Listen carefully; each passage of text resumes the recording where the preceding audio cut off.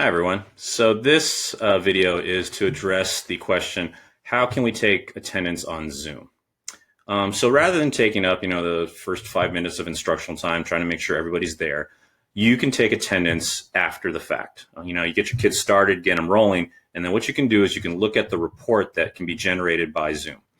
Now, first off, you can't do this in the application. You have to go back to a web browser and go to the actual Zoom website. So up at the top, I'm sorry, this is a little hard to see probably, San Diego Unified, all one word, .zoom.us.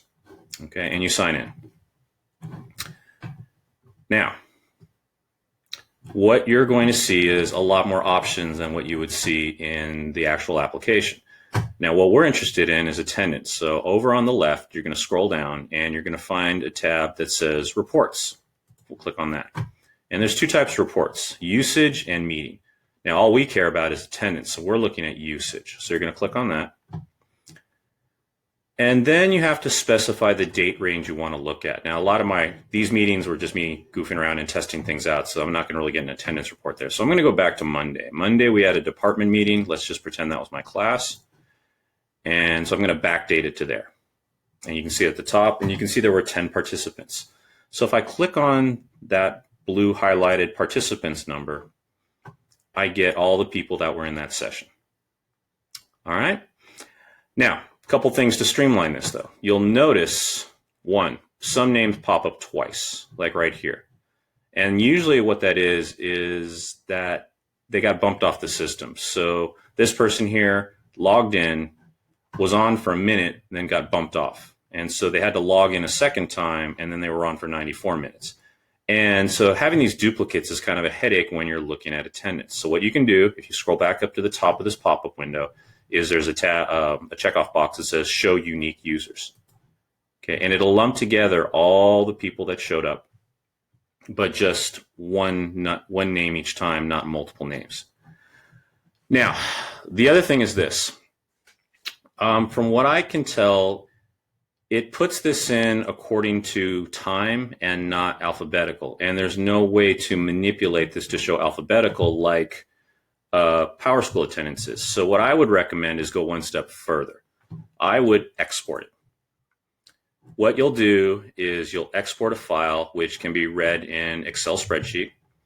And when you open that, you'll see the same exact thing. You'll see names, you'll see emails, and you'll see minutes. Now, this part is somewhat theoretical, but because I'm not 100% sure, but from what I can tell from the staff accounts, the district is putting things in last name and then first name, which is good for us because that's how PowerSchool is set up. So what you could do is you could open up that spreadsheet and then take this first column, select it. So up here, I just clicked where it says A, the very top of the column. It selects the whole column. I can go up here to data, and then I can sort A to Z. And so now everything's sorted by last name, then first name, and it should match with PowerSchool. And I'm hoping this is the case because from what I could see at least on my teacher account, I can't edit my first name or last name. So guaranteed, if this is true, then students should be set up the same way where last name, first name are a part of their Zoom account and they can't alter it. And so attendance will be real easy because that way you can sort alphabetical and then just match it up to PowerSchool. Now, the other thing that I was debating on mentioning, but I think I'm going to hold off on it, was the concept of registering. There is an option that when you set up a meeting that participants are required to register. That was more of an issue last year because students were just using personal emails and it was a little hard to get the kids to make sure their names were typed in and they weren't using silly usernames or inappropriate usernames. And so that registration process was a bit more important. This year, with the kids using their district emails, hopefully that won't be an issue. But if the time comes, I'll add that video in. But for now, I think this would be the best way to go about taking attendance.